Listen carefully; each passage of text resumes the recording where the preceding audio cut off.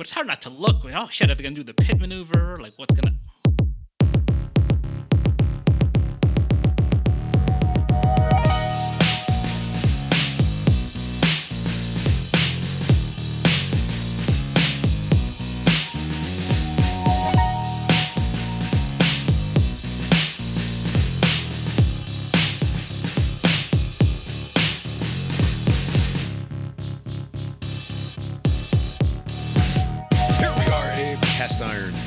Podcast that has spent much of the last 2 weeks furiously buried in research, trying to learn the ways of how to clean oneself properly, secret knowledge that was denied us because of our white racial ancestry. My name is Bob, sitting across the way from my good friend and co-host. That's Abe, who always smells just fine. How you doing tonight, Abe? Doing well, Bob. Yeah, here we are. Lori's here too. How you doing tonight, Lori? I'm fine. Lori is fine. Tonight is Wednesday, February 18th, 2026, the day before my old man's birthday. Oh, nice. So when he listens to this sometime in May or June, late happy birthday, Pops. Abe, how you doing? Feeling fresh and clean? Happy birthday, Pops. Yes. Eventually. Happy birthday. Yes. I'm doing well. Speaking of that comment that you threw in there about the cleanliness, I try to reverse engineer the algorithm that would lead one to get that sort of content. Because, I was trying to figure out, where's this information about, white people not bathing themselves or, lacking the aptitude to clean oneself. Where did this come from? Because this was I look across the great swath of American culture and just television, just as an example, and it's just white person after white person, blindingly, sparklingly clean. You have to turn down the contrast on your television because of how blindingly, sparklingly clean the folks are. Right. I have legitimate. Long story short, I was listening to the Biffler, Yes. and one of Abe's co-hosts. Pause. Bob and I got to go on a little date on Friday night last week, and we sat down at dinner, and Bob goes, "The Biffler this week, man." That's saying something, Seriously, it's saying something because there's some nonsense that comes out of that podcast.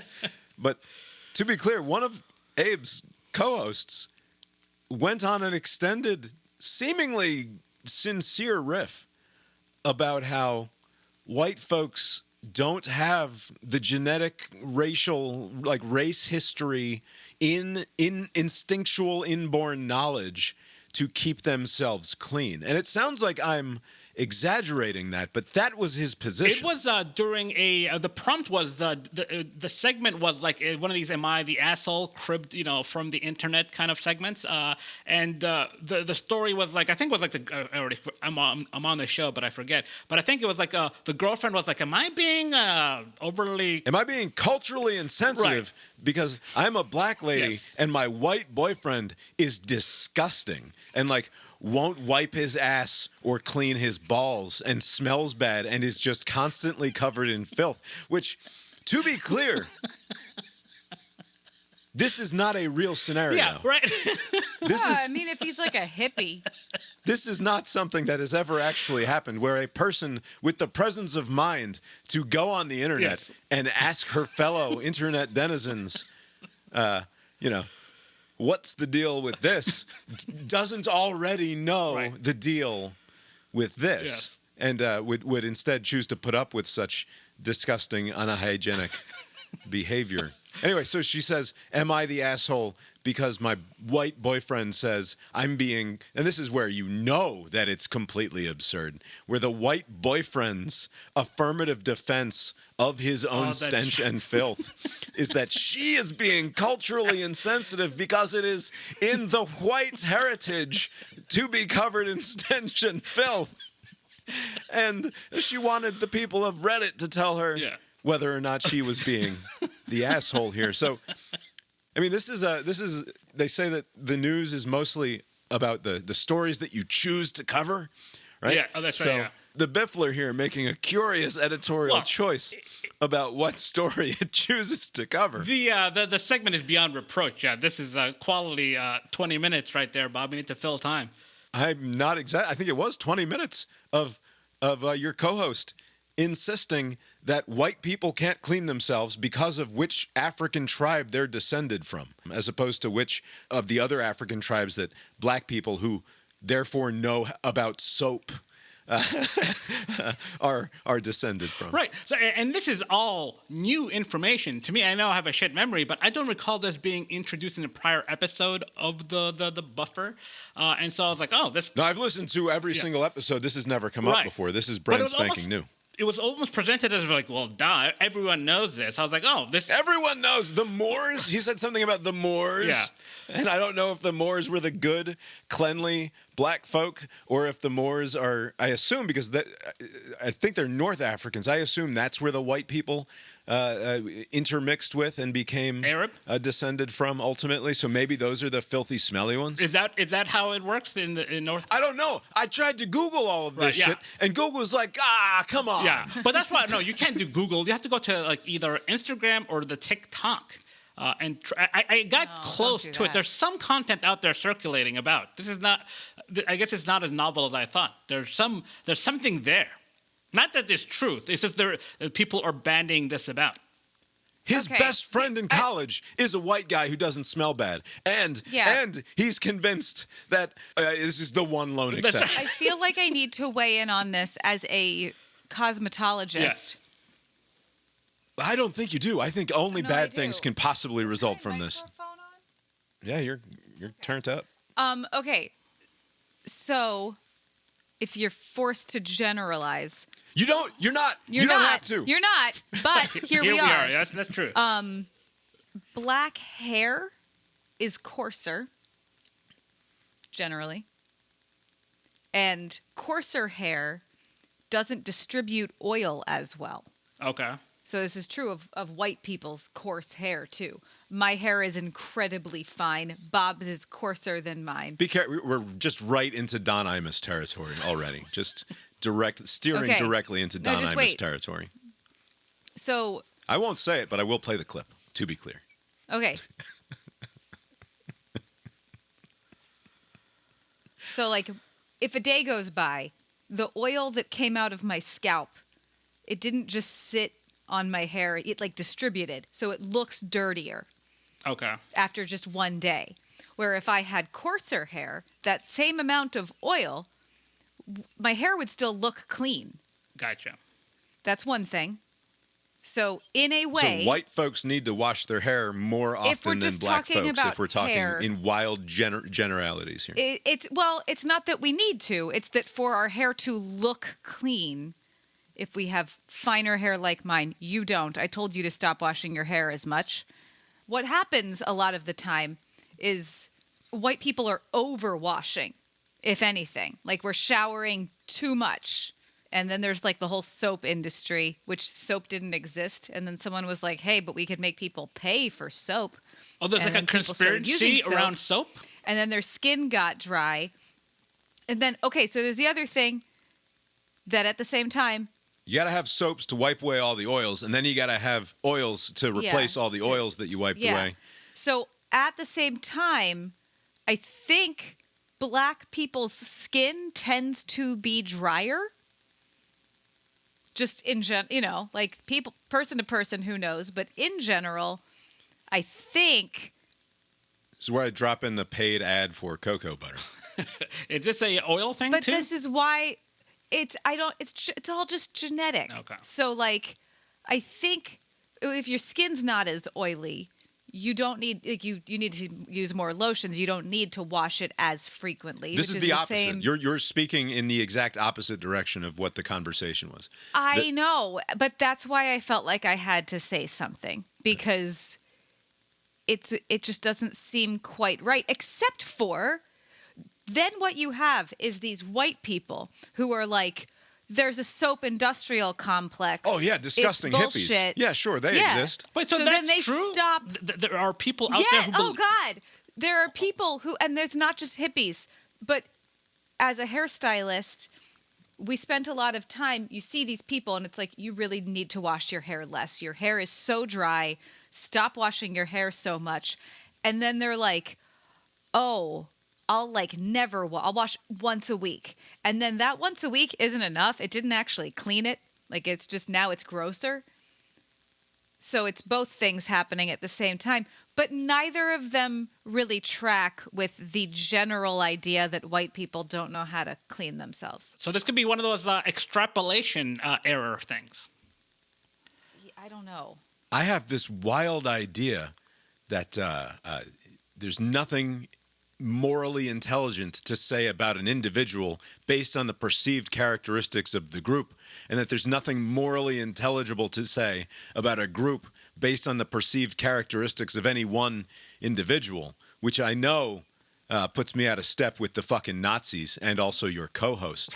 But I thought we'd agreed that we weren't going to be doing such things, and he's over here talking about how white folks can't keep themselves clean because of our, like, it's one thing to it would have gone like water over my oily duck's back, since I can't keep myself clean, if it had been, this is a cultural issue that like somehow, because the Scots Irish or whatever were digging for potatoes and they couldn't get, like, and so they appreciate being dirty and filthy, and like that would have been like, all right, this is stupid, but like, okay, let's blame it on culture. But no, there's a race memory deep in my genes that tells me I don't know how to keep myself clean. Right. Which absolves you of any responsibility in that thinking. Don't worry, Bob. There's already a carve-out for you. Anyone, if a co-host knows somebody who is white, it doesn't count, the theory. So you're fine. But I will say, I did not know any about there being this subculture of people who did not use soap as often as they should. It's not a subculture. They don't fucking go to meetings. They go to drum circles. That is an identifying trait, though. Hey, those are the people who are against soap. That's a group. But to your larger point, it is 100% true that you can't or you should not apply anything about towards an individual based on some group that you ascribe them to. Like, you sometimes you don't have a say in it. Oh, you're one of those people. You're a straight. Like, fuck you. Like, no, that is like wrong. But it apparently is very irresistible, because maybe the way people see the world, it needs to make some sort of sense. And one of those ways to make sense of things is by grouping and then making a determination about that group to kind of cut down on the thinking, which is wrong, 1,000% wrong. But it's a very common trait that I see out there, where it's like, if it happens to you, you are outraged. Like, how dare you? What do you mean? Like, oh, that guy's a wife beater, but I'm a good guy. Like, not all men, or whatever the gambit is, right? But like, when you're doing it to other people, it seems to be like, fuck the rules. It's too tempting for me to resist, so I'm going to use this thing. But yeah, I was just not aware of this soap thing. I am begging you, Abe's co-host of the Biffler, get off TikTok. Get off Instagram. You have multiple advanced degrees. Higher education is bullshit. You are well educated. You are well compensated for your professional aptitudes in many ways. And you sound so fucking stupid when you say that white people don't know how to clean themselves in the shower. I'm sorry. It's just what it is. I'm not offended. I am not hurt by your idiocy. It's just a bummer. And it's obvious that your brain has been poisoned by the algorithms. Good points all around. The algorithm has, that I've tried to recreate, it has sent me in a weird direction to where all I'm seeing are like police chases and crashes, like and drivers behaving poorly, like like the least surprising thing I've ever heard Abe say. And I just keep you would think it'd be like leg injuries or missed field goals, but no, it's this content. I don't know what's going on. I think they're not. This is not an honest algorithm. It's because you're looking at it. Well, all that has to happen is that you let it happen, and you look at it, and they know. But it's hard not to look. Oh shit! Are they gonna do the pit maneuver? Like, no, you got to keep going, keep scrolling, go past it. I guess There was one in particular thing that stood out to me when he said, white people don't know how to clean themselves. They don't use... and then he dismissed the idea that you could clean yourself with anything but like a scouring pad or sure, and washcloths are perfectly acceptable means of cleaning yourself. But what he said was when you go to do the dishes, you need to use a sponge or a washcloth in order to get the dishes clean. And yes, while true, do you use a washcloth or a sponge when you wash your hands every time? The filthiest part of your body is your hands. And I've never seen anyone reach for the sponge to scrub their hand. Like, unless you've got shit like under your fingernails and like you're visibly disgusting, you're not like, or you were painting or something and then you have to get the paint off of your fingers and your hands. You need some abrasive material. But if you could literally have just been handling dog shit or human feces and you go to the sink, I'm not going to reach for a towel. Then the towel is befouled and disgusting. Well, yeah, the sponges get gross. You put the antibacterial soap on your hands and you scrub them together, skin to skin contact, and then you're good to go. Yeah. What are we talking about here? A couple of rounds wouldn't hurt, but yeah, that's pretty good. No, yeah, keep a rag around to dry your hands. Almost like when you get out of the shower, you have a towel. Yeah. Get nice and dry. But yeah, there's nothing wrong with a washcloth. Right. But again, the larger point, the entire premise is wrong. But you know, there's a theory out there. I wonder if I'm going to hear it in the wild. I'll be interested to see how widespread this content. To be clear, and not to play the what about turnaround game, but if I did anything like this, I would be an actual monster. And that's what's actually interesting to me about it, which is like, and I've sort of halfway given you shit before for sitting in the room and just listening to this shit, but and not responding. But in this case, I was like, oh, it's so good that he didn't respond. You gotta let the information, process. Yeah, I wanted to be in the room so fucking bad. I would have just cackled right in his fucking face. But granted, like I said, it's not like I was bummed that you didn't come to the defense of those of the fair race, skin, what have you.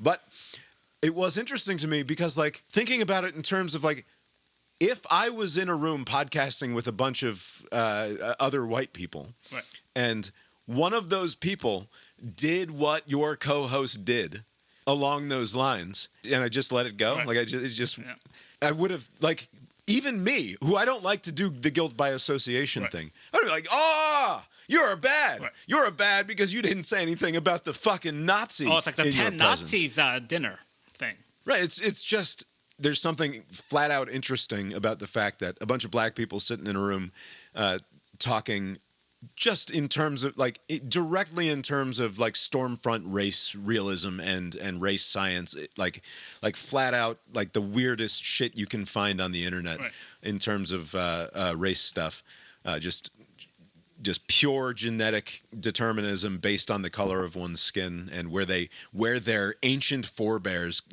when they crossed over the fucking Mediterranean or something, 80,000 or 280,000 years ago, is determinative of anything in a meaningful way right now. Like, I would be like, you should leave. We can't do this anymore. But it's remarkable how this sort of thinking still is able to gain so much traction, and it seems to be like in every different community, it's just reframed. I'm sure there's similar content being spread out in other groups, but it's like towards black people instead of like toward white people.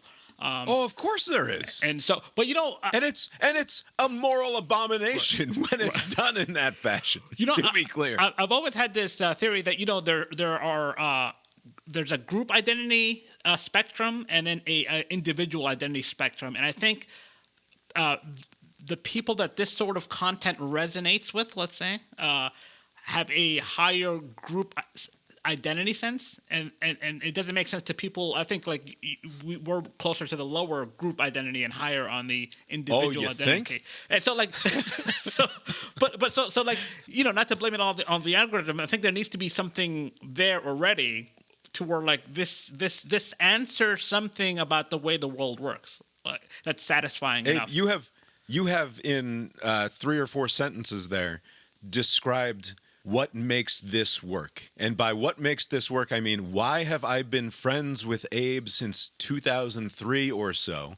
And it's that commonality of perspective. As much as we might disagree about other things, it is simply that basic total lack of group identity in any meaningful way. And if you were to apply it to the people that have sort of stuck with me, not to say that like I'm out there holding the fucking flag, walking down the streets or anything, Right. but like the people in my lives who in my life who stick around, who have been my friends through the years, all have that same basic underlying thought about group versus individual identity. And anybody that I was intimately friends with for a while, and then it goes away. But then we hang like that, just like John and Mike, for example, who we visited with recently. Similar situations there. Lori, very much along those same lines. I don't tolerate it. Right. Not like on purpose. Right. Like it's not like I don't seek out the thing, but like it's just oil and water. Me and those folks just don't tend to mix on the long term. Right. Anyway, good talk. I know I've said in the past we're not going to talk about the Biffler, but I mean, holy shit. It's interesting that it was the lone episode without a non-black. The Urban, who's the only one who's like of Indian bent. He's American, but he wasn't on the show, so it's like all black.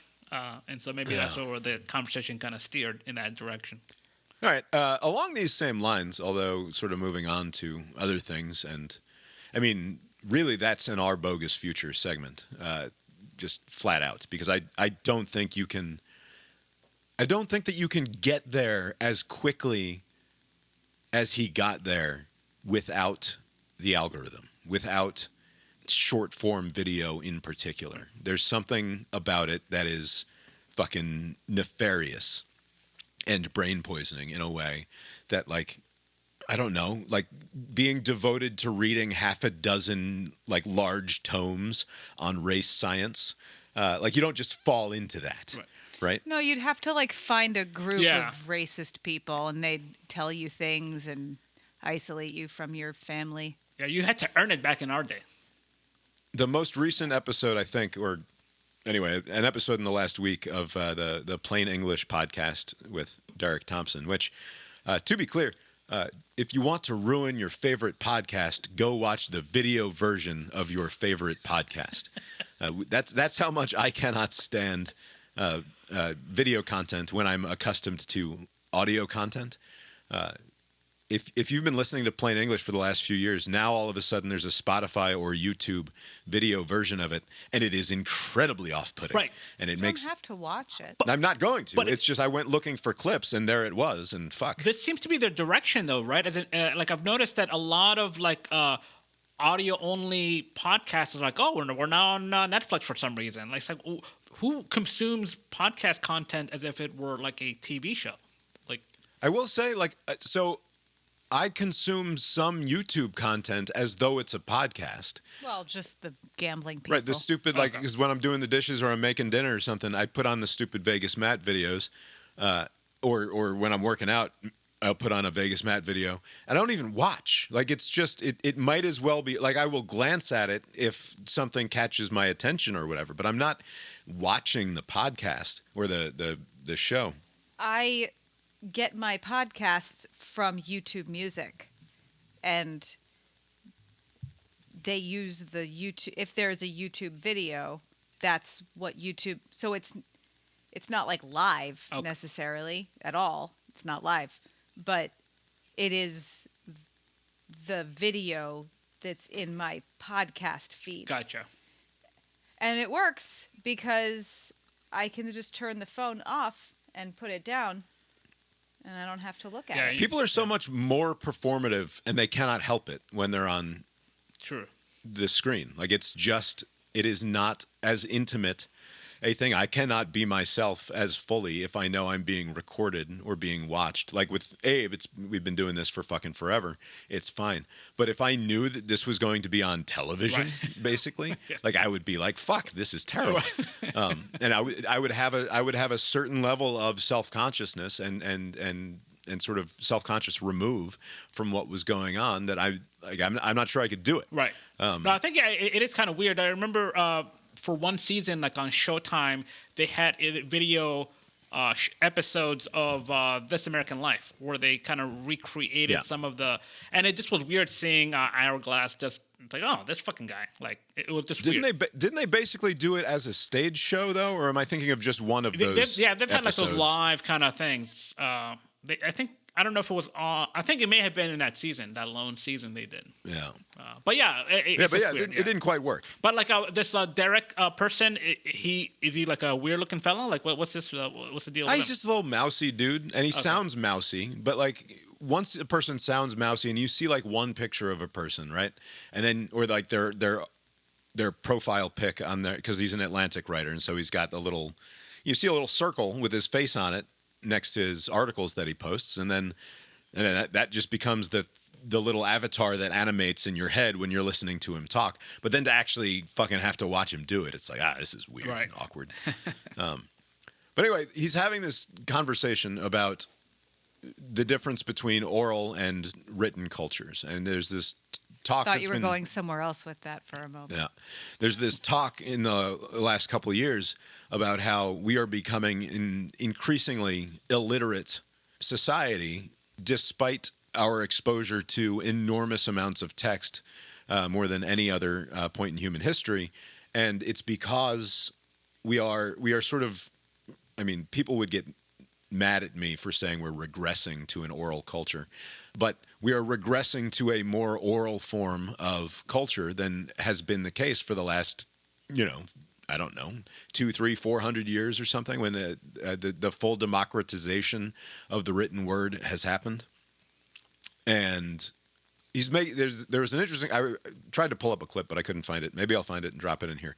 But they're making this interesting point about how it used to be the case that the storytellers, the history makers, the culture makers, just kept everything in their heads. And when they didn't like something, or something changed about the past, or something changed about now that recolored their beliefs about the past, in the same way that now, like, you think about values that your grandparents' generation held and you're ashamed of them, and you think, oh, what fucking backwards idiots they were. And it's like, well, no, it was just it was the custom of the time or what have you, and nobody was thinking about these things in that way. Instead of having to worry about that, they would just tell new stories, right? They would just make some new shit up, and then all of a sudden it all cohered in a way that was fine, because none of this shit's written down anywhere anyway. Right. So it's not like you can actually check it and figure out where the person who, like the bard who has come into your village and is telling you this epic poem that's a supposed history of some battle or something, he could just be making this shit up, right? Like it might not actually cohere to known reality, and it sort of doesn't matter. Who fucking cares? And it's super interesting to me that, like, now in a time where everybody's getting their bullshit from completely unverifiable forward-facing short-form video, as opposed to even when we were coming up, us, the only good generation, who was born basically right into the internet and became so fluent and was so native to the internet's ways that we knew that like 90% of what we saw on the internet was bullshit,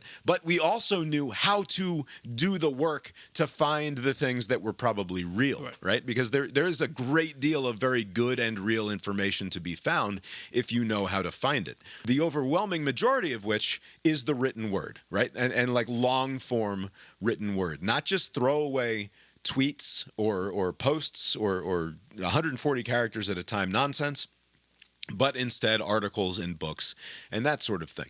And now, as everybody watches a ton of TikTok and Instagram nonsense, and it just sort of flows into you, right? Yeah. And the algorithm provides you with the next thing, and then the next thing, and then the next thing. It creates in your mind this sort of culture of knowing something, where this sort of it acculturates you into certain beliefs or ideas without actually having done any of the work of building the scaffolding of information and knowledge, and you don't know how to check. You don't know how to go back and find any of the information or knowledge there that actually is supposed to hold that up. And if tomorrow you're watching something else and it completely contradicts the bullshit that you were listening to last week, it won't matter. Right. It just replaces the thing that came before, and you don't think anything of it. Unlike when you pick up a book and you read and read and read, and then you find some other book, and it's like, oh, this is in conversation with this other thing. Because I went through this process of like chiseling these thoughts and ideas into my brain over the course of a longer period of time. And if that sounds like old man yelling at cloud about how the kids these days don't know how to properly process information, perhaps that's true, but also perhaps it's the case that the medium really, really fucking matters in terms of the way that we ingest knowledge and information.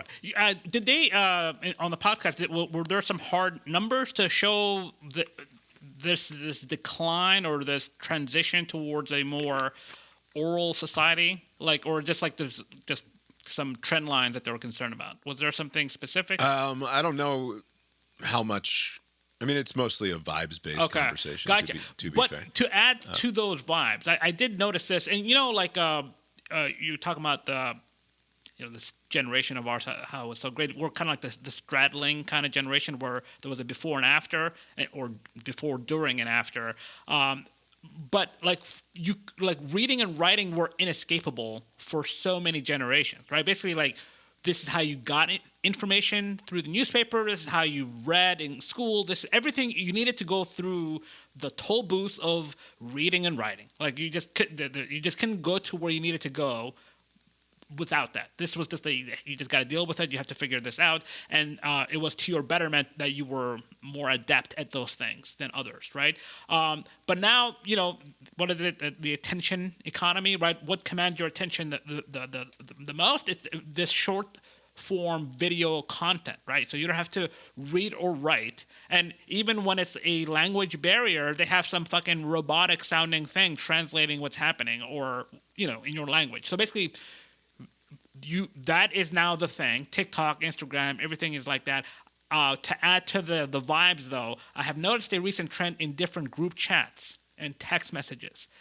Voice memos are gaining some ground, at least to where So instead of writing out whatever people have. So you're not talking about voice to text even. You're talking about people who record 30 seconds of themselves talking and then send a clip. And then you listen to that, and you respond. Oh, are you kidding me? No way. The line should be whatever however the conversation would go. But yeah, it's like voice memos back and forth, and so that's. It's like the awful evolution of what was There was the popular cell phone in the late 90s and early 2000s. Was Nextel, the Nextels that were the walkie-talkie. The walkie-talkie cell phones. Yeah. But you're right. Yeah, there was that for a while. But yeah, it seems like the further we go, the less there is a need for you to be very adept at reading and writing. You can make do by just watching some content and that aligned with whatever you already thought, and then it's going to feed you more of that and make some modifications as you go along. And then now, as far as researching information in the past, the limitations, because everything was so slow, the internet was so slow that you had time to digest the information. There was a lot of text-based stuff because video was too labor-intensive or whatever. Just the bandwidth wasn't there at the time. But now everything comes at you so fast, and now the search features are funky, and now you're in conversation with some robot that's telling you stuff. So it could just be reinforcing what you already believe. So your ability to independently verify something is actually slightly more difficult than it was 20 years ago. I don't think it's slightly. I think it's I think we are, and I've been saying it for years now, we are entering, and I'm not the only one, it's becoming something that is said often. Yeah. There will be so much of all of it that it will be basically impossible to navigate to things that are real or things that are true. Right. And maybe that's what you've been saying for years, is that the total enshittification of everything is likely to make it intolerable for people to interact with it. But I look around and I listen to well-educated, affluent college graduates in their 40s, who should know better. Yeah. And I listened to them spouting like obvious nonsense, Right. where I think that if they heard themselves saying it out loud just 3 years ago, they would have been like, what am I talking Right. about here? Right. Instead, I think that there will not even be the incentive to go out and find the true thing or Right. find the real thing, because it's just too good. And I've said this before as well. One of the first intro to ethics philosophy classes that I took included the classic philosophy thought experiment: would you plug yourself into the experience machine given the opportunity? Right. So like you're sitting there, and effectively it becomes, would you plug into the matrix once the matrix comes out? But like, would you be Joe Pantoliano in the Matrix and be happy to just be plugged in and eat the delicious steak because your brain is telling you that it's a delicious steak, or would Yes. you not? And the obvious answer to that question is that 99.5% of people, through perhaps no active choice of their own, right? Simply through acclamation, or just through like, well, here it is, I guess it's what we're doing now, would choose to be plugged into the experience machine. I mean, it's an easy choice. When life gives you lemonade, drink the lemonade. I always say it's right there. Yeah. There'll be a link in the show note to. It was a little bit of an annoying episode, I'll be honest. Like the academic that he was talking to is sort of, I've done all this reading, and it's a little bit obnoxious, but an interesting conversation nevertheless. Along these same lines of the way that the internet has changed how we interact with one another and the things that we think that we know or can know.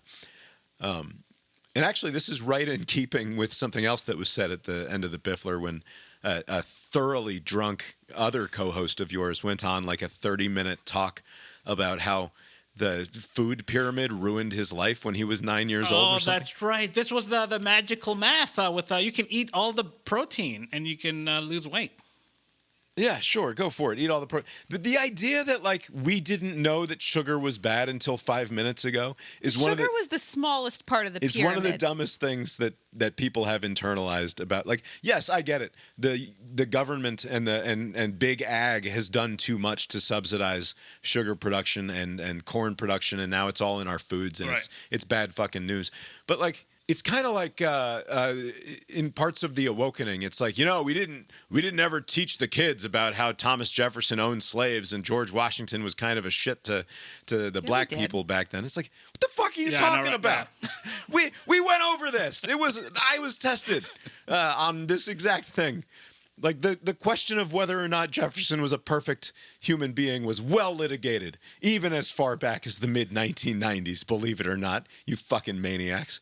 But like along those same lines, it's not news that sugar is bad for you.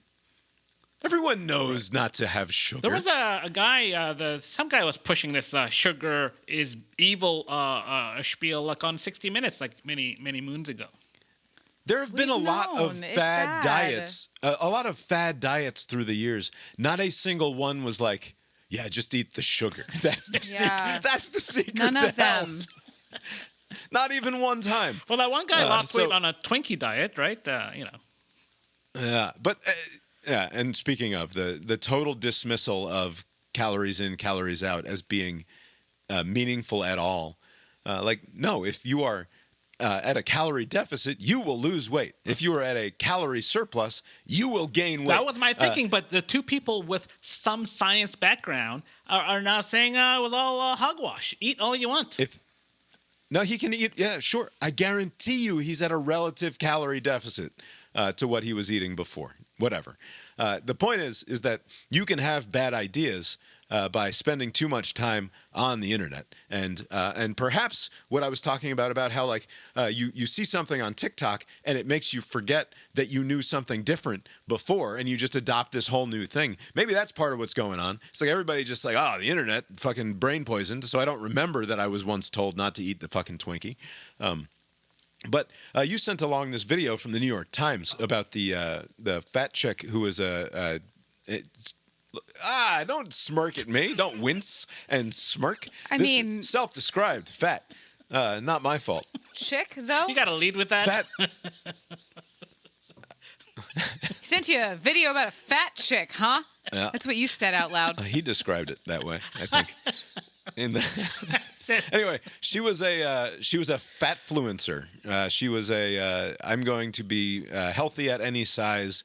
I will gorge myself, and there's nothing that you can say to tell me that is bad for me. And she has come to regret her previous life. That was quite a movement for a moment before the GLP-1s undercut the argument. Yeah. But for a while, that was a thing. I remember there was This American Life episode about it, where somebody who's like known to be like a advocate for the group, which I didn't know that was a thing, but they were saying like this, the you could be healthy like at like 400 pounds, which is runs counter to what you would think. Usually like that's gonna undermine your organs and whatnot, right?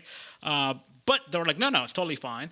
And this lady was one of them for a while until she kind of changed course. Right, like one of her dear fat fluencer friends died at 28 years old. That's not funny. She ended up with type 2 diabetes, and diagnosed, and she's like going on her Instagram talking about how she's got the diabetes, and then 10 days later she suffers massive multiple organ failures and is dead before she's 30. And it's incredibly sad.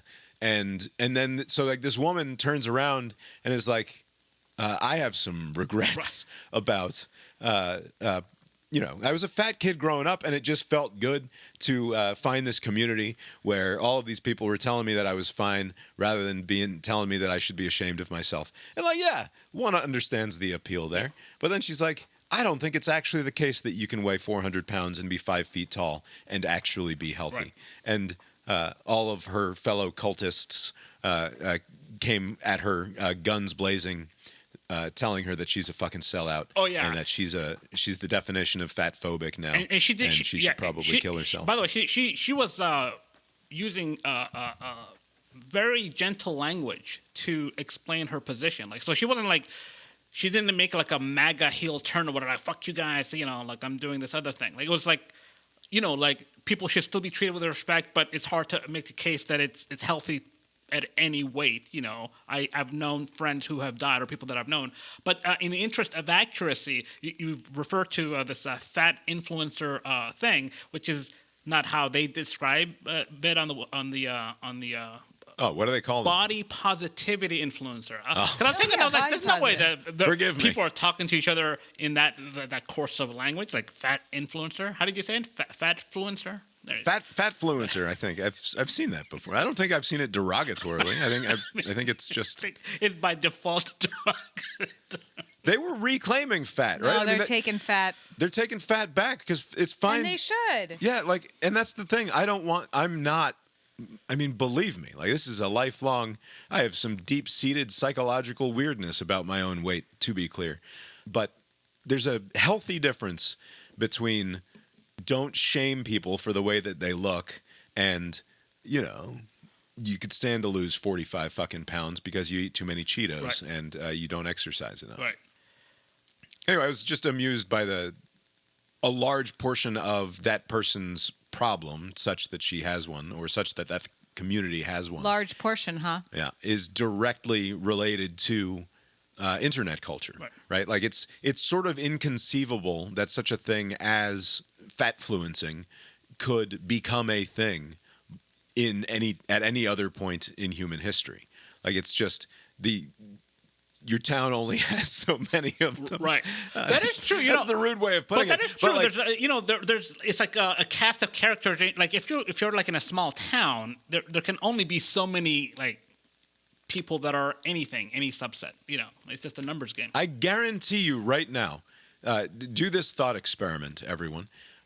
And it doesn't matter how old you are. It doesn't matter how recently you came up. You can think of the name of the fat kid from your middle school or your high school. No, I can't. I'll bet you can. If you think about it, you're no, like, oh, there was that. I'm saying they are not memorable. And obviously there are ways, plenty of ways in which internet has been great for people and for community building and all of that stuff. But the negative impact that it's had on the information space, the quality of information that you can get, and also these weird subcultures that come together. Like just a 0% chance that a co-host of the Biffler would be thinking that white people can't clean themselves because of their genetic racial ancestry, but for internet bullshit. Like those thoughts just wouldn't penetrate in any meaningful way. And there's no way that there would be an entire subculture of body positivity influencers who insist that that the word healthy is a slur, or the word obese is a slur. It's not something that could have happened at any point in the past. But what's interesting is that this longing for community that humans have for some reason, they don't want to be around others. You now have to kind of filter that through online experiences, because they call it the third spaces. Back in the day, people would congregate at third spaces, not at home, not at work, but a third, like a bar, let's say, or some sporting event, or bowling. There used to be some third space people met, or even just the water cooler. Yeah, but now everybody's got their fucking Odwalla or their Stanley or whatever. They don't need to go to the water cooler. Right. So basically, the opportunities for connection dwindle in the real world, and now people are seeking it through an algorithm. And the results are a little wobbly, at least at first. Maybe things will settle down, but right now, a little wobbly, because in the past, if people believe certain weird fringe beliefs, they would go out of their way and seek it out and find some message board somewhere, But now it's being directed at people. It's basically it's part of the content that you're consuming. And so this person seems to respond well to this. And if you can attach some group identity thing to that, then they'll give you more of that.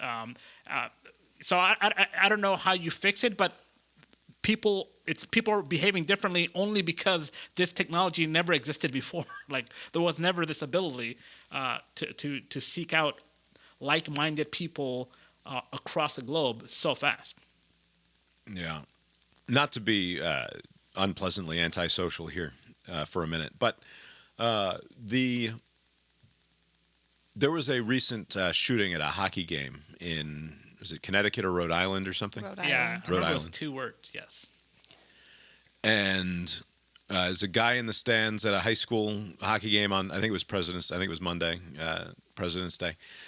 And he opens fire, I think 2 dead plus him, two plus the shooter, I think, might be the. That doesn't matter. This is a couple. But these were all known people. It wasn't like random people he shot. I didn't follow up. I believe to be honest. he I don't, killed I don't know. his son, and it was like some sort of family annihilator kind of situation.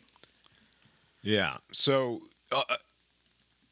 evidently, the individual identified as trans in relatively recent vintage in their life, and I don't, like I said, don't want to come off as some sort of reactionary, but I think you have to bury your head in the sand a little bit to not notice that a lot of the mass violences that have been going on just lately have involved trans-identified individuals. Would this be the second or third? Because the Charlie Kirk one was something along those lines, right? That church in Texas. The church in Tennessee, Chattanooga. Oh, the Tennessee Nashville? one. It was I think it was a Catholic school. Yeah, like a fancy school in Nashville, right? Yeah. Okay. So there've been, I mean, like I said, it's kind of like if you peruse the hashtag Black Crime, like if you're on Breitbart, right, and they have this. They just show you all of the crimes committed by black people all day long. It's going to sort of poison you. So it's like, this isn't, to be clear, it's not something I seek out. And to be even more clear, it's not something that is in headlines most of the time. If it is going to be reported by the traditional mainline outlets, it is going to be in paragraph 27 or something down at the bottom. I do wonder though, is the fact that they are trans were in any of these shootings, was that the driving factor? Because if it were 3 shootings, and they were all like they're all like Scientologists or something. Like, No, I think, and I want to make it as clear as possible. I believe that there is nothing inherent to a person who believes themselves to have been born into the wrong body that makes them more likely to commit mass violence or violence of any kind. That is not the position that I'm taking. But is it possible that among people with certain violent antisocial proclivities, is there something about trans identity culturally, not in terms of actual biological, like what is the thing for it? The medicalized term that we used to use. Gender dysmorphia. Gender or body dysmorphia, where you have like physical revulsion towards your own sex presentation, or secondary characteristic sex presentation. That is one thing, right? Like that, but like, is creating that as an identity affinity group, and then having that identity affinity group be so proudly and vocally and occasionally violently assertive about their place in the world, in terms of like kill all TERFs stuff, right? Like, you go look at anything that was said to J.K. Rowling over the course of the last decade in this space, and it's very unpleasant. Right, it's like weirdly misogynistic a lot of the time, and a lot of the time this is coming from natal males, right, biologically born males who have become or transitioned into women, and who now, again, this is not to speak in generalities, but who feel it sort of gives them the authority that the taking on of the gender characteristics of a woman gives them the authority to yell at women in a way that perhaps they didn't have the permission structure to do before. Right. And my question about people who, not to say that this has anything to do with the experience of someone who is like truly experiencing body or gender dysmorphia, but like, is there something about transness in the culture as we've seen it? There's an untouchable nature to the trans identity over the course of the awakening that is interesting in terms of who might gravitate towards it. And is it possible that slightly deranged people might be drawn to it in some way, almost as an excuse, as seeking the permission structure for misbehavior? As you're just kind of explaining that, I was thinking, like, if you were like in the newsroom, and there's this article about to go out, and how it's being characterized, like it was your decision. Like, I don't think I would have done it any differently than the way that I'm reading the AP News and others, because like there has to be some sort of nexus to gender identity for that to be a relevant factor. And my thinking is always, you never want to react, you never want to overcorrect, you want to just act with the information that you have. So you're not trying to correct some past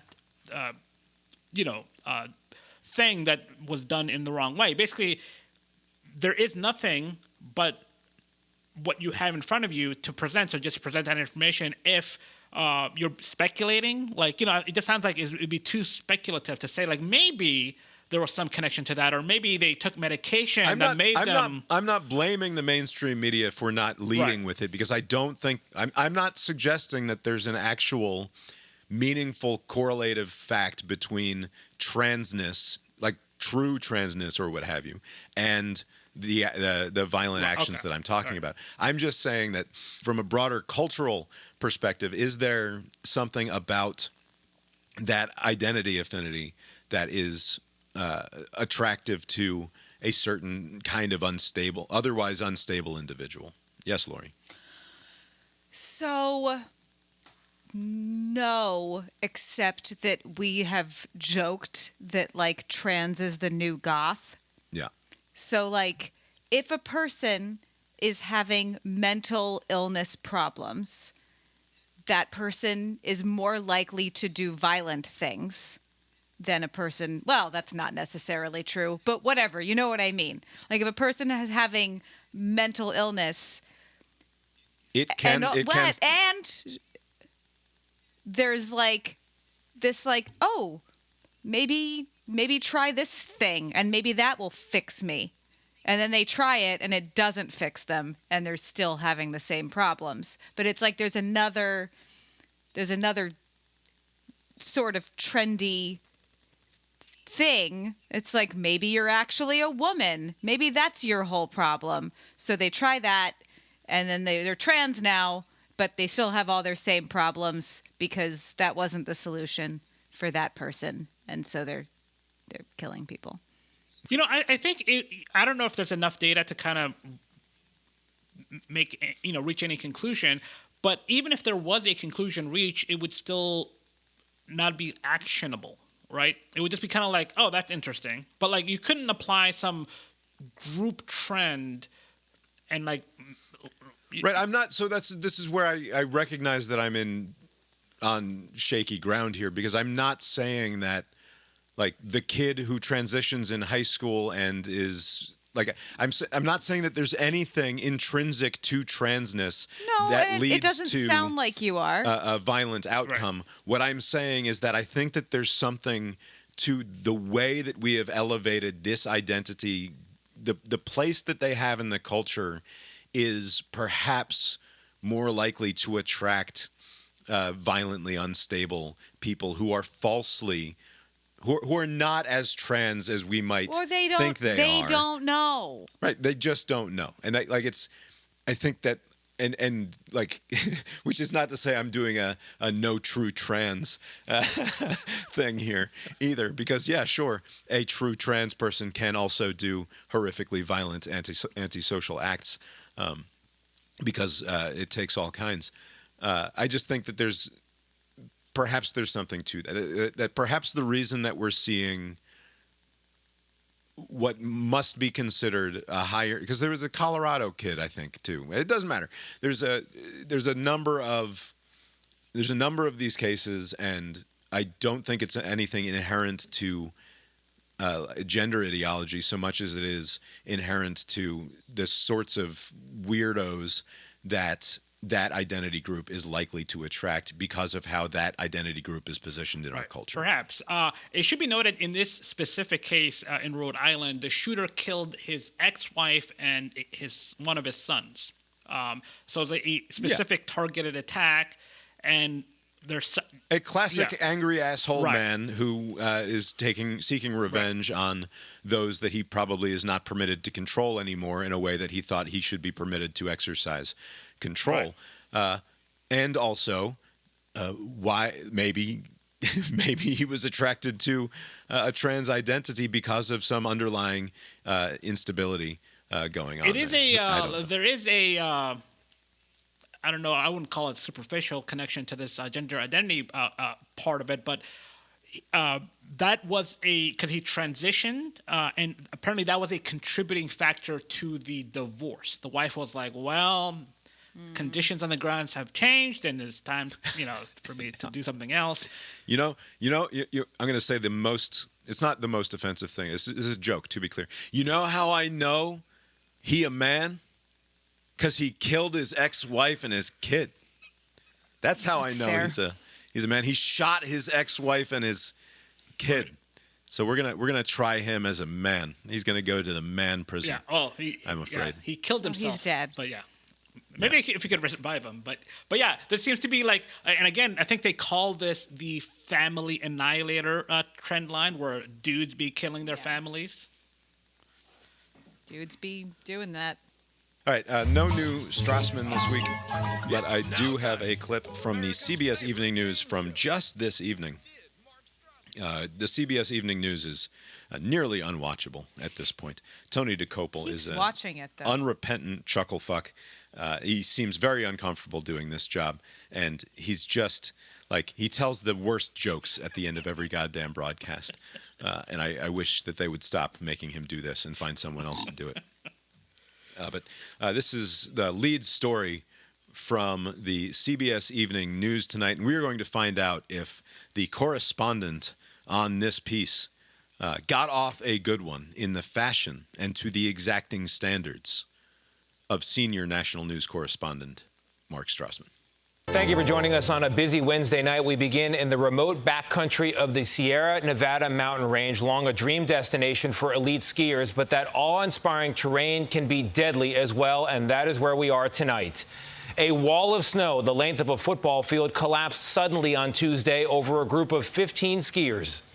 And today, rescue crews reporting back 8 dead, 1 person still missing and presumed dead at this hour, making all of it the deadliest avalanche in 45 years in this country. It happened about 10 miles north of Lake Tahoe, an area still under high risk for avalanches tonight after several feet of snow fell in recent days.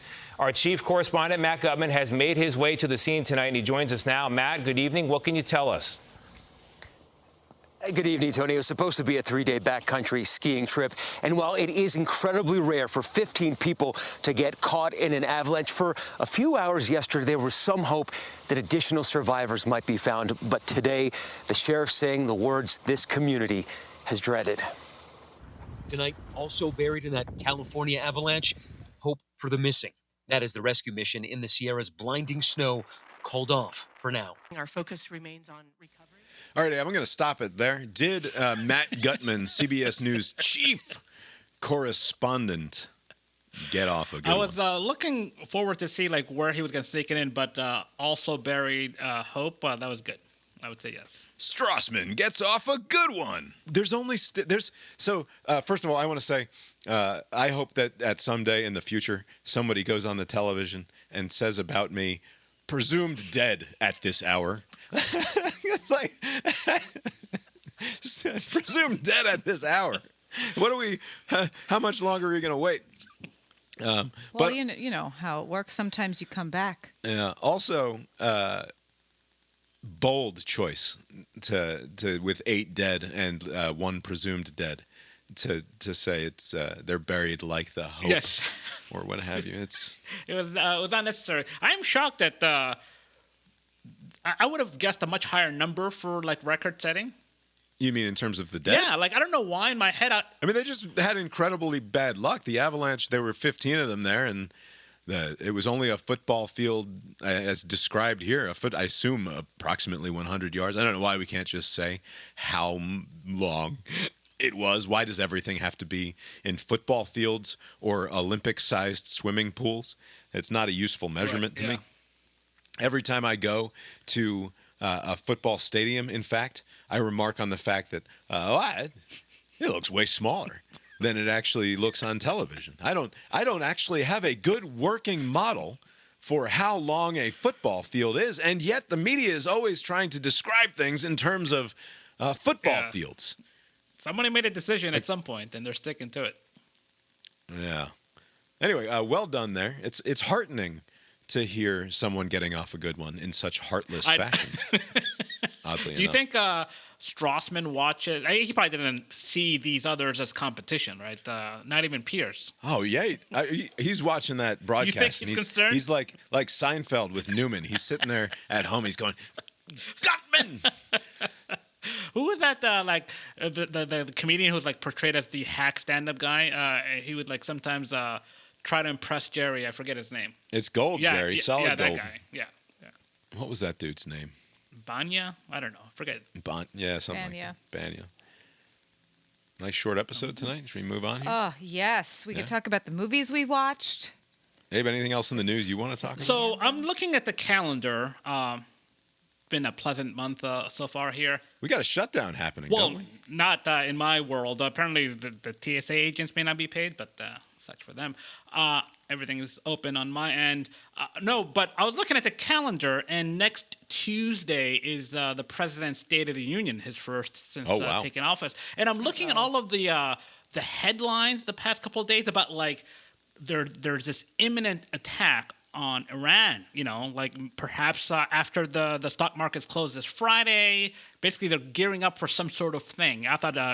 to be fair, this is the 3rd or 4th time in the last few months that we've been told that this is imminent. Right. Like but it seems like they have moved a lot of assets to where, like, it seems like it's more likely now than before. And I think H.R. McMaster said he has it like in the 80% chance of it happening. But But do I need to get on my prediction market betting thing? Yeah, I wonder how it is. But all right, so you would think, okay, all of this noise coming about, you're thinking this weekend after the stock market closes. But looking at the calendar, this upcoming Tuesday, the State of the Union, it would be a weird thing to strike, and then things could still be unsettled. I remember like last June, the nuclear capabilities were obliterated. Like I think they solved that problem, so I don't know what new targets they're going to strike. But it's probably going to take a few days, right? So if you strike this weekend, it could bleed into your State of the Union. You can make that definitive, the State of the Union is strong thing that I'm expecting. So I'm imagining it's going to happen the following weekend. I think it's going to have to happen after. Whatever happens, there's no chance. If you're one of these betting people, first of all, for shame. Second of all, Bob is take one of those people. The over on this weekend. It's going to be. All right, so I pulled up this predictions market app, and if people out there want to get in touch, I'll name the app. It's just going to cost you a little bit of money. Really, I'd do with just a little bit of scratch here in the app. Like you just give me a little bit of money to play with in the app. Any amount of money would be good, but send it to me. And I'll say your name here, but send it to me instead. Currently, before March 1st, so it's the because I looked up, could I get some action on the United States attacking Iran? And the only thing that popped up was Khamenei out as supreme leader by what date is what you can you can work on here. So before March 1st, 2026, you can get currently 10x your investment. Yeah, there's no way they're gonna do a decapitation strike again, right? Successful in Tehran. That is an incredibly low number. Like that, the return on that is nothing. Yeah, it's remarkable. Relative to like what it would be for the world, right? Like the instability and shock of it. To bet $10 and only make 100, like that feels wrong. If you're in the Iranian command center, that's going to be one of the windows, right? Dedicated to what the market is. Because, people have inside information. There's a lot of volume. So, like, if you see a lot of volume in the 10x bet before March 1st, that should let you know, get out of there. April 1st, 3.5 times your money. July 1st, about 2 1/3 times your money. And September 1st, 2 times your money. 47% chance. This got boring real fast. It's just, I don't know. I feel like you should bet against all of those, right? Yeah. And just... In any event, if you have plans this weekend, don't worry. There's not going to be a cataclysmic war in the Middle East. You can, go hiking or whatever. Ugh, Abe's saying it makes me sure it's happening. That's definitely coming. Speaking of these betting apps, the prediction markets, which are it's just gambling on everything. And I had years ago, I'm sure I can, actually I don't know if I could dig it out. I had started a story that begins with my main character on a city bus, and the device in his hand, the sort of cell phone device in his hand, is just it's a gambling app, and he has the ability to bet on everything at all times in real life as it's happening around him. Basically, there's a society in which the near future, it'd be one of those where Abe would dismiss it out of hand because you're like, why are people always dumping on the future?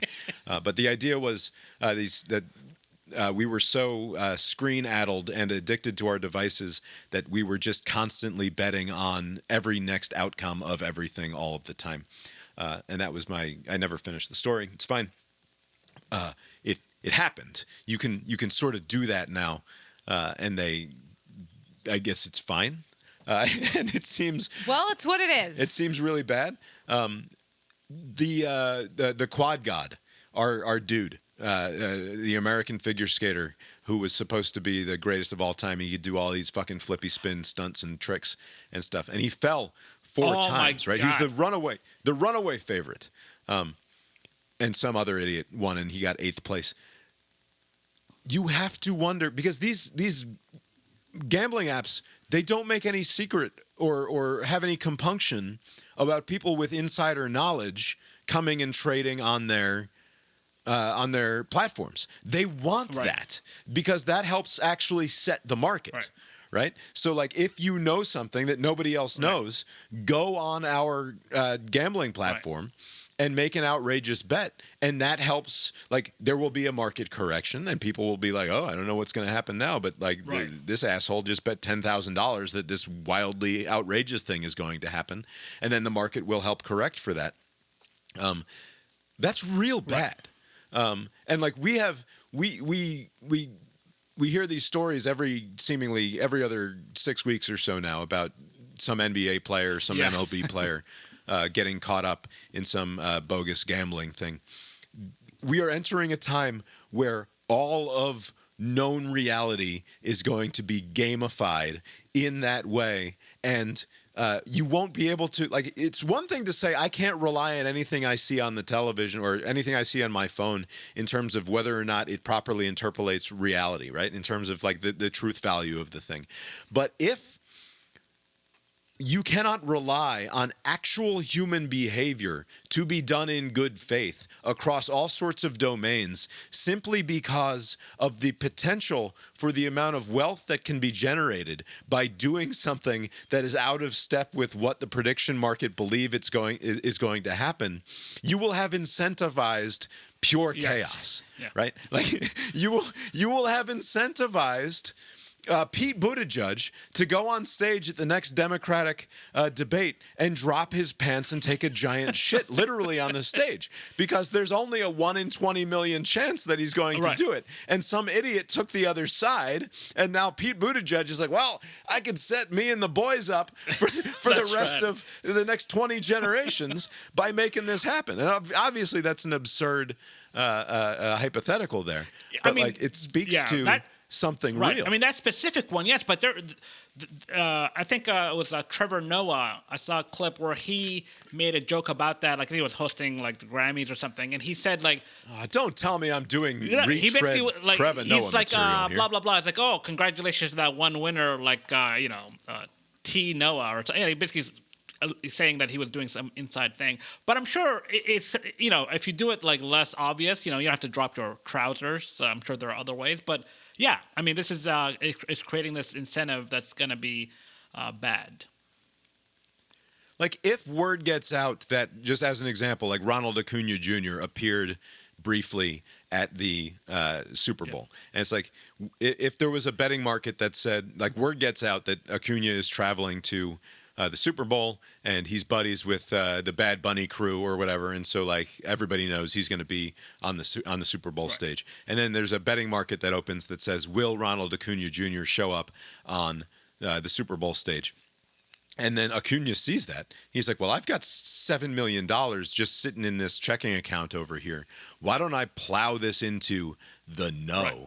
Yeah, because that's a good payoff, and then stay home. And all these suckers and losers who were positive that Acuna was showing up because he's tweeting it out, or he's on Instagram talking about how he's going to San Jose or San Francisco for the Super Bowl, and like, it's just, I don't know, the incentives and the guarantee of manipulation and chaos are it's going to be weird to watch, I think. Here's a forecast.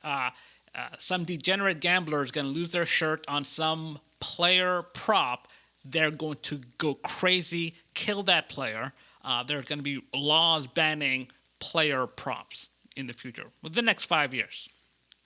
Yeah, but that's fine for the NBA to come after their partners at FanDuel or whatever. Right. But like, that's not going to stop the wild, wild west of these prediction markets from allowing people to open all sorts of rando wagers. We were so close to being short. Just stop talking. Let Abe make one more point here. You let Abe make one more point. Time will tell, but I imagine there's just going to be two major players out there. I don't think it'll be like I think in the next 5-10 years things will settle down. Hopefully no one dies as a result, but that's my prediction. All right. Abe's final point is, don't worry, it'll probably work out. That's Abe's final point. Shocking. You've been listening to Cast Iron Brains, a podcast with Bob and Abe. You can find the show on Substack, brainiron.substack.com. where we are wildly popular with a bunch of obvious bot accounts. Oh, yeah? I keep getting likes, and I'm like, I got a notification that somebody liked my shit, and then it turns out it's like some fucking bullshit, wisdom quotes of the day .TikTok accounts, and it's like, fuck you, man. Like, you just. I don't know what your game is here. I don't know why you think liking shit randomly, having your algo go out and like shit is useful to you. But fuck you. Brainiron.substack.com. The opening and closing themes of the show were composed by Mark Gillig, tetramermusic.com, TETRAMER music.com. For more from Mark. Abe, did you make it to the movies this week? I did. I went to the movie twice. I saw 2 movies. I did not like either one of them too well, but one more so than the other. Crime 101 is the one that was like fine. I didn't care for it. This is one of the Hemsworth brothers, Mark Ruffalo, Halle Berry, just a random cast. But basically it's like Hemsworth plays this well-meaning serial robber. He doesn't kill anybody, and like Mark Ruffalo's like detective, and he susses it out. He's like, oh, this guy's got a pattern. He never kills people.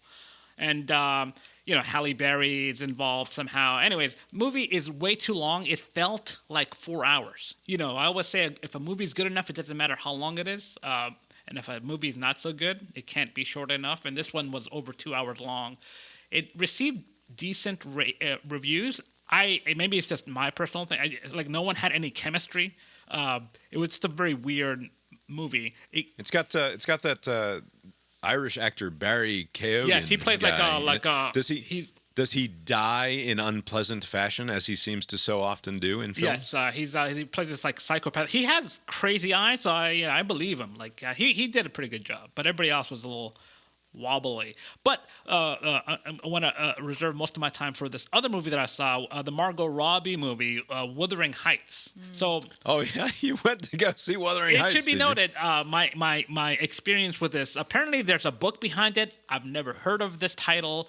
I've never heard of book for girls. All of the adaptations. Apparently, there have been numerous adaptations of this. So they're adaptations for girls.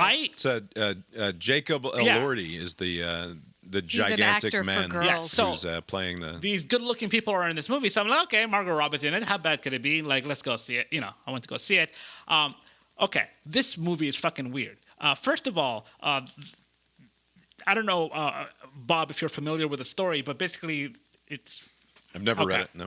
So there's this family that lives on some castle or whatever, right? And the father, he finds like a stray human. Like, oh, here's this boy. I find them somewhere. Figure it out. He's got a daughter. The daughter decides to name him after her dead brother. And then the rest of the movie, she's trying to fuck the guy who she named after her dead brother. And I'm like, what? Very weird.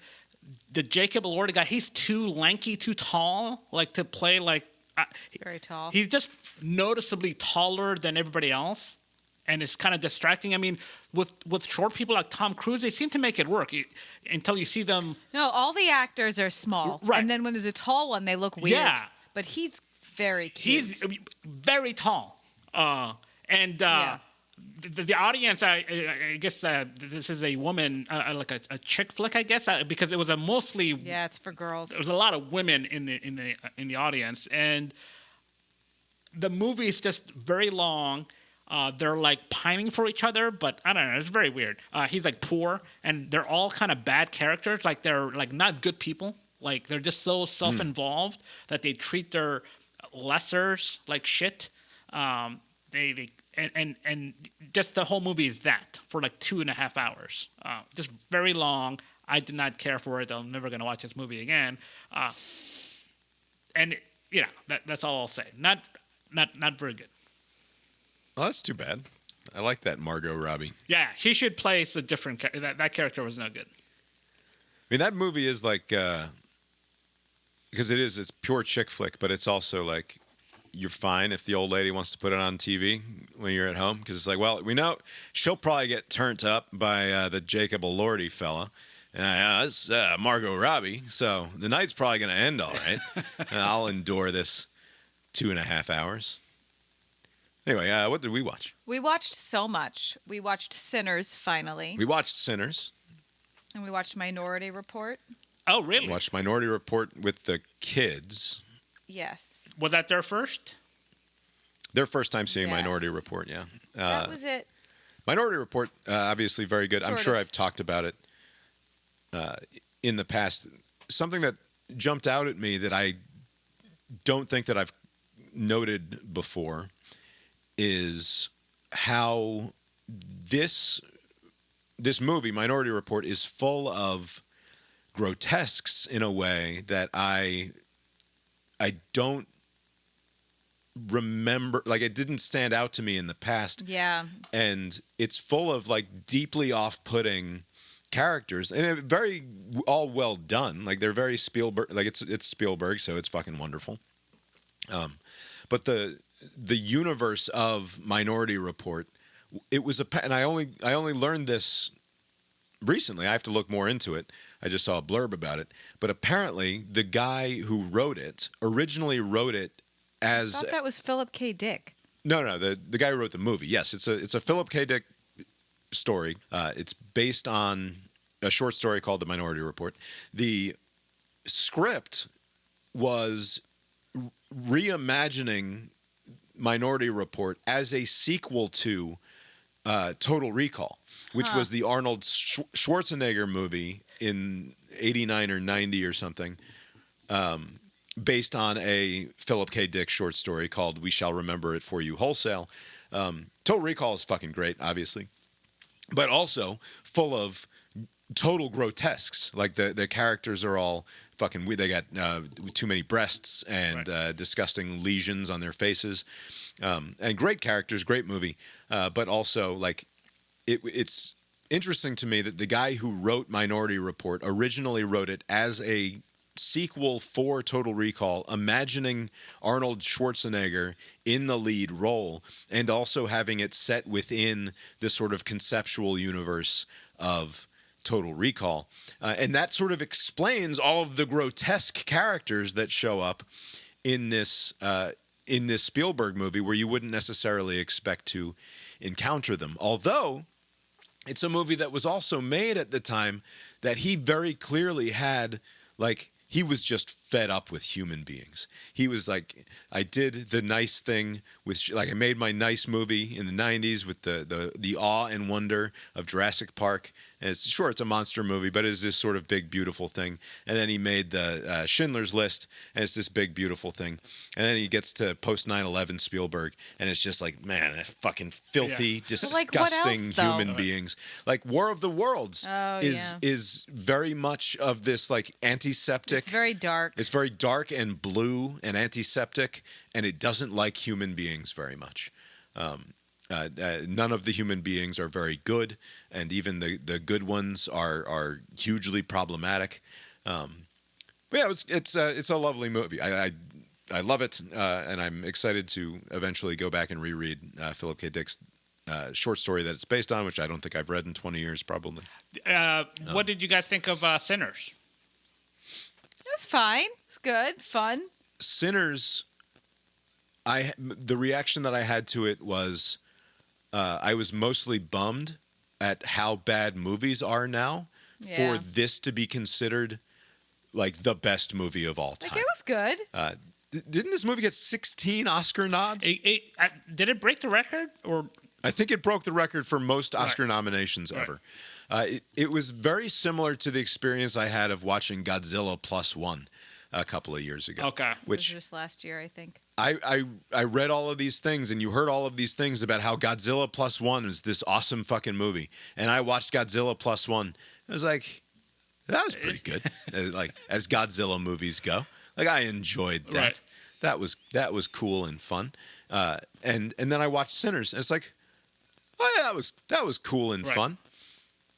But like, I don't think it's not saying it's certainly not saying anything of deep consequence. Right. So basically, like vampires are bad. Halfway through the movie, it turns into like a vampire movie, right? Like at first, it's like okay, they stole from some gangs up from Chicago. They're trying to open up some juke shop. Like I don't understand the business thinking. Like you have the racists like circling around you, trying to take this back. So like this was gonna be best case scenario, like one good night, like even if the vampires don't show up. But yeah, then it just turns into this typical like, oh, don't let them in. You got to stab them through the heart and that sort of thing.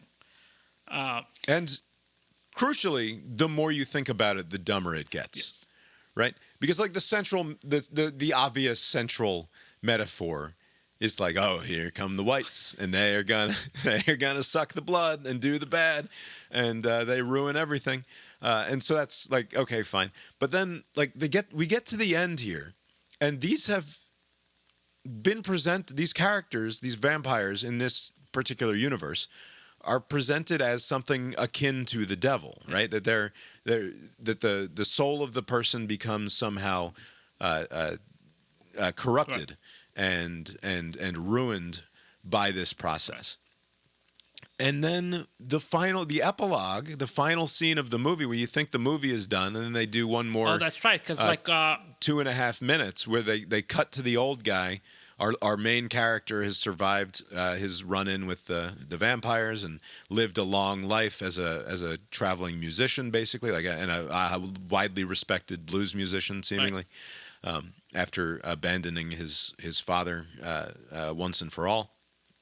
And I thought that the ending was fine until we get to that last scene where they have the surviving twin brother. And by the way, there was no reason for Michael B. Jordan to play both of these characters. Yeah, I think, did I say that? I thought maybe, because I think there were I thought back-to-back movies. I think Robert De Niro was doing some double thing. I was like, all right, enough of this gimmick, But yeah, you're right. What were they, smoke? Just make them brothers. Smokestack? Or make them twins, fraternal Right. twins rather than identical twins. It would have been like...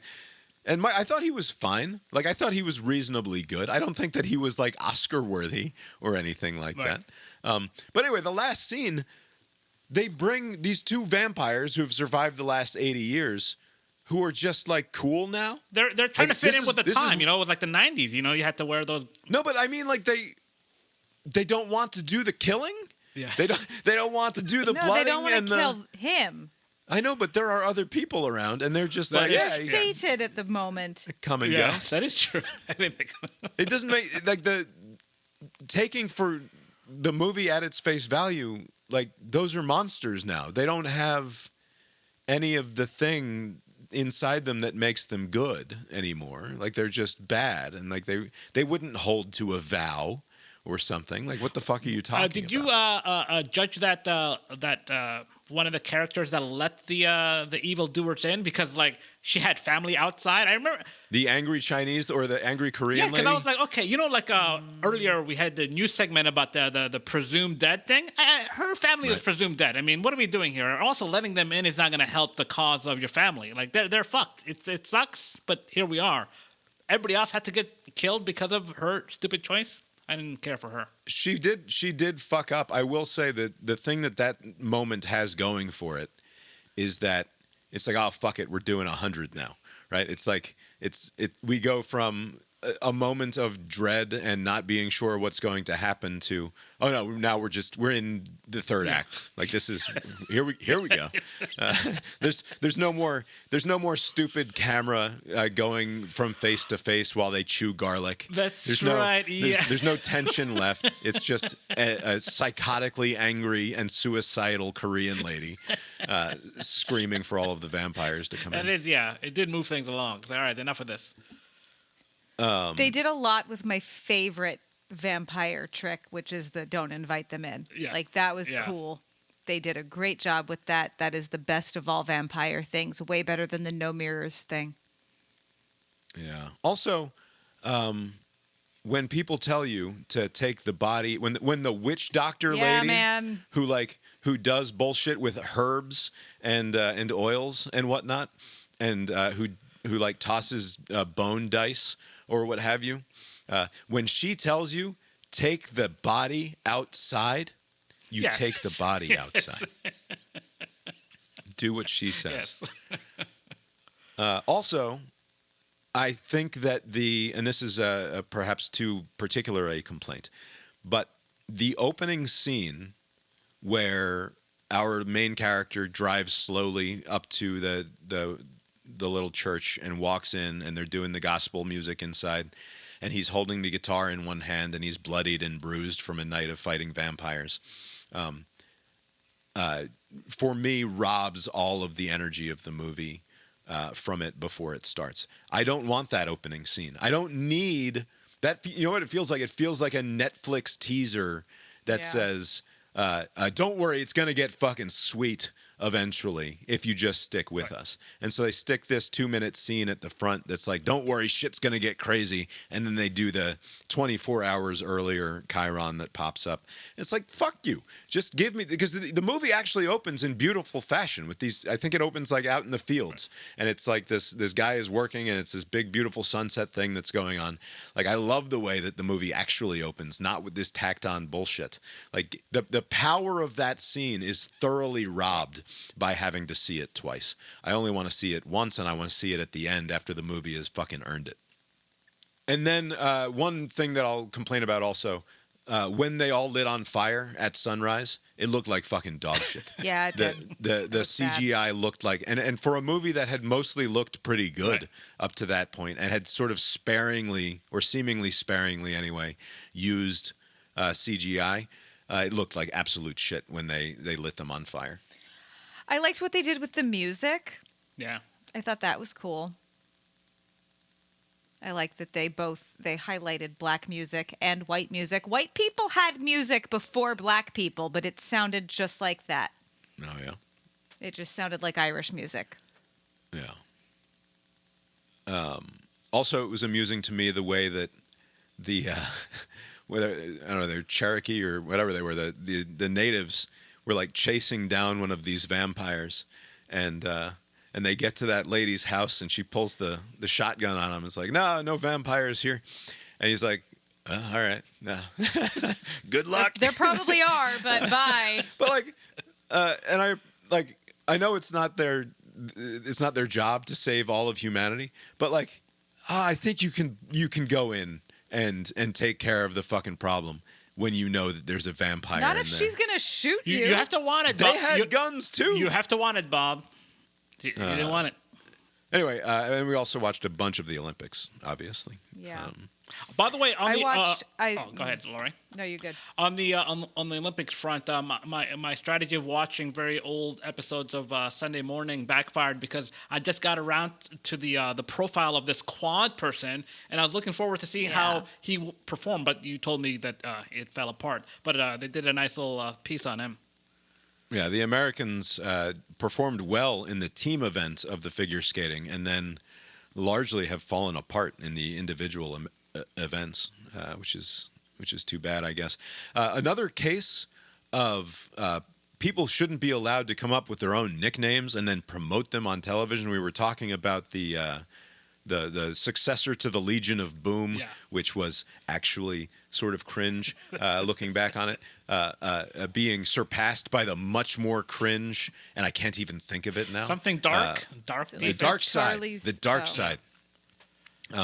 Very embarrassing. And then to turn around a week later, and these three U.S. women's figure skaters refer to themselves allegedly as the Blade Angels. It's like, oh no, they don't. Don't say that. And if they do, don't tell us. Is this a new trend? I mean, the Magnificent Seven, they didn't name themselves that, did they? Like, was that the papers? No. Right. So, like, I wonder if this. I don't think Charles Barkley and Michael Jordan were They can't all be Matty Ice. hanging around in the locker room going, dream. what should we be, guys? Are we going to be the dream team?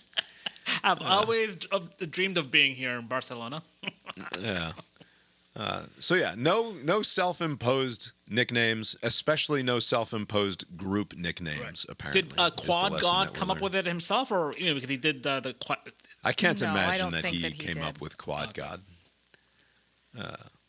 Anyway, the Winter Olympics are great, and because, like, as much fun as it is, like I just don't care as much about spoilers or about results, I think, as I do with, like, because, like, if I get a notification that Michael Phelps has won the gold medal or whatever, or he fucking blew a lung and he only got a bronze in the 200-meter fly, I would be very upset, and I wouldn't Blew along. like I wouldn't be watching. That's a thing. I wouldn't be watching the Olympics that night because, like, who fucking cares? The action has been spoiled I for pulled me. my lung. But like watching bobsled runs happen that I've already seen, or that the results are already in the can, I don't care. Okay, cool. I just like seeing the stupid sled go down the stupid ice chute super fast. I think part of it, for me anyway, and I don't know, maybe this is slightly different. I don't know any of these people. And, like, I don't know the Americans just as much as I don't know the Swedish. So, like, what you get to watch is somebody's best day. And that's fun no matter who it is. Even if you know it's already going to happen. Unless it's that American of Chinese extraction fuck her. chick Oh, who's Eileen, out there no, Eileen. You being a commie stooge for the Chinese. Would you not? Fuck her. Somebody said online, like, it's the most American thing to take the most money. It was kind of like a NIL kind of transfer portal to China situation. $12 million. America doesn't pay you that kind of coin. Fucking shameful Should is be what fine. it is. I started watching, and I'm almost finished with, that show on Netflix, His and Hers. Have you seen That's that? I saw Is the this, first. is this a paid advertisement for some dick pills and estrogen medication? With Maybe. the guy, the Punisher guy, and Tessa Thompson. Yeah, Mm-hmm. I saw the first episode. It takes place and is shot in Dahlonega, Yeah. like a lot. Like they lean. Have you seen it? I saw the first episode. It was like some made up news. Like, Okay. Yeah, don't tell me. Well, you haven't seen Yeah. it. I have one episode left. They really lean into the Dahlonega thing. Like, we're in Dahlonega. This is what Dahlonega is like. And they were doing a great job until they got to a town hall meeting. And all the people are wearing, like, plaid shirts. And it's like, aw, that's not what they look like. What do Delanegians look like? They're Lori? wearing Georgia clothes, and they're disgusting. Like, Probably some no fear T-shirts left yeah, over. like they don't look like this lovely town with leaves. You know what they I do- just realized? This is What? never. Sorry, go ahead. Finish your story. No, I want to know what you realized. No fear is what preceded afflicted. Yeah, obviously. I did not ever put two and two Oh. together. I loved same my no person. fear T-shirt Oh, that I of had course when you I was did. like 9 years old. I thought my no fear T-shirt that I probably wore from the ages of 9 to 12 just religiously until I wore holes in it and it was taken from me against Yeah. my will. Many such cases, by the way, with me and T-shirts and other clothing items. I didn't really like. Thank God I didn't grow up in Florida. That's all I'm saying. And like any later, it just would have been so much affliction going on. It's quite the image I have. Florida man Bob just walking around. Anything else? I mean, we watched Bob missed it, but the Miracle on Ice hockey documentary, Oh, how was it? the new one on Netflix. Oh, it's lovely. Nice. Like, if you just want to put something on and feel nice, it's great. I was at that moment downstairs dealing with baseball nonsense. There's a lot of baseball nonsense going It's on. been bad. I've got the boy reading a book called Project Hail Mary that I have disparaged on these very airwaves in the past. It's going to be a Ryan Gosling movie. Oh, I'm familiar. I saw the trailer this past week. Yeah, next month. Everybody's complaining about the spoilers being in the trailer, but The it's alien? one of those, Is that the spoiler? yeah, it's one of those situations where you get like 25% of the way into the book, and like, sorry, it's not a spoiler. It's in fact like the entire action of the book. Well, people are complaining So I don't that know they Fair enough. gave too much away in the trailer. Yeah. Yeah. People were like, you ruined the surprise. It's like, what? No, because like the surprise, such as it is, happens very early on, and Right. the bulk of the story involves the interaction of these two characters. So like, stop complaining. Yeah. Anyway, I despised the experience of listening to. I didn't read this book originally. I listened to it, and A professional reader or some actor? It was What's the difference? I don't know. No, like it was, Ryan Gosling is not doing this, right? It's just some professional. right. It was some professional audiobook performer, I'm sure. It'd be so awful to hear Ryan Gosling read a book. But like I recognized that it was a very compelling story, and I knew that someday I would like really like the movie, just listening to the book. It's just that I have, I think that so part of the problem is the guy who writes these. This is the guy who wrote The Martian. Okay. We're gonna science the shit out of it or whatever. Is he that Right. guy? Okay. So that character, the Mark Watney character, is basically repeated. Like this guy's only got one lane, seemingly.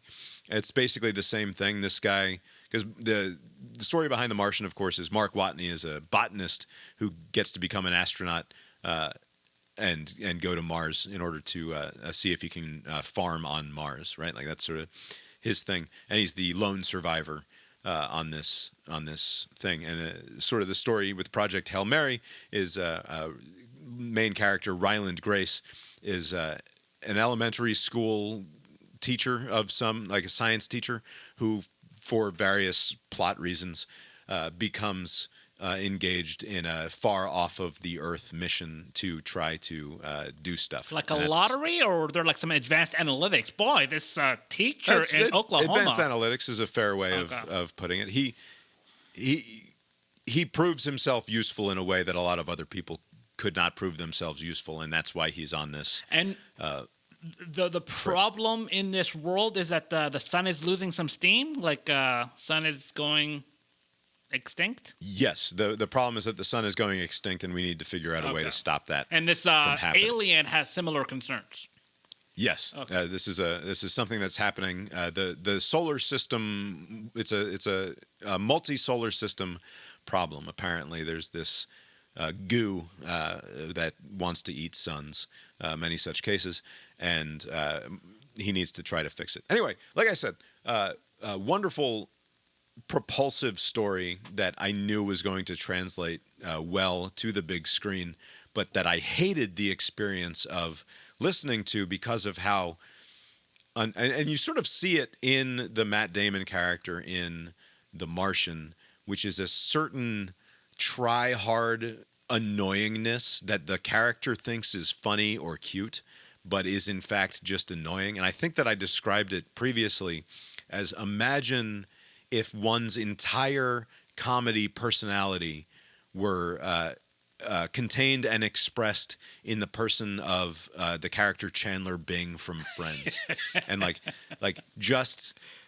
it was unmoved from roughly 1997 until now. Like that is the entire personality in terms of the comedy going on here. And it's like, that can be quite grating, actually. Yeah. But anyway, check out the book before you go see the movie next month or whatever. Because I read like a few words of it. No, I'm not doing that. Yeah. I might read a book on my trip, though. Ooh. Nice. Anyway, but I mean, the reason I even bring it up is that I'm excited that the boy is reading this book now and really enjoying it, and then he's going to get to go see the movie next month.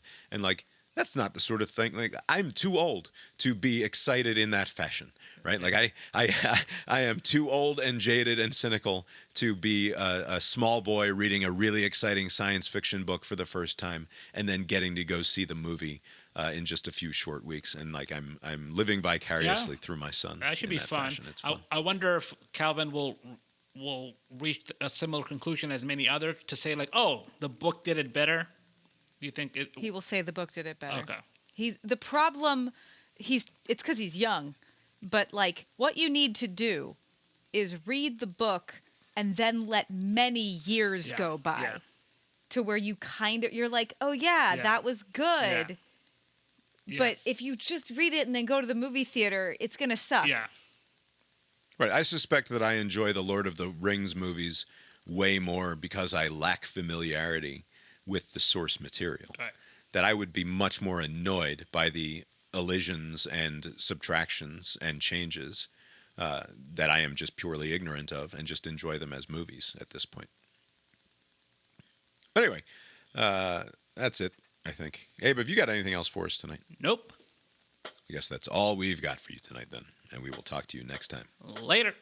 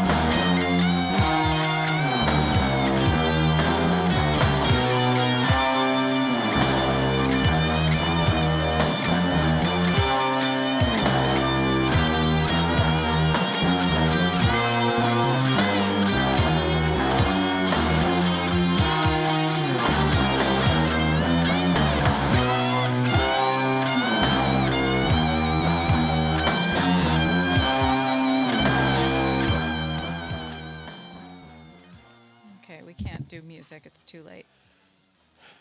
No? Yeah, it's too late. It's fucking 10 o'clock. A fast one even? No, there's no fast ones. There are no fast ones. We listen to songs. We listen to more songs. It is 10 o'clock. We're not. You have baseball. We can't get sick. Just give me 30 minutes, lady. Hard out. All right, set your fucking thing to stop recording Hard in 30 out. minutes. We're gonna do one. I will be so annoying. The proceeding was created with 100% human content.